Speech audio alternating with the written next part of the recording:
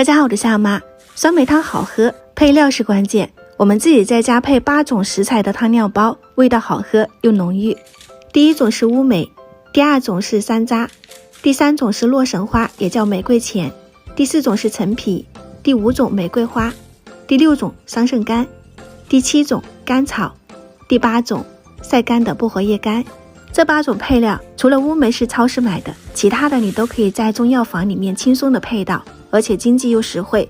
先给它冲洗干净，然后放到大锅里面，加入纯净水，给它泡上20-30分钟。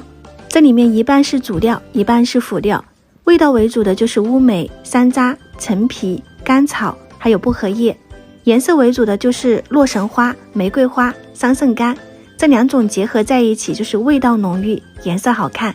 上锅煮沸后盖上盖子，转成最小火焖煮28分钟，焖后的汤色就会越来越深，然后再加入黄冰糖、桂花，给它焖上一小会儿，让桂花香融入到汤底，这样就是色香味俱全了。把料渣捞出来以后，我们的酸梅汤就熬好啦。稍微冷却后就可以装瓶，一定要放到冰箱冰镇过后，口感会更佳。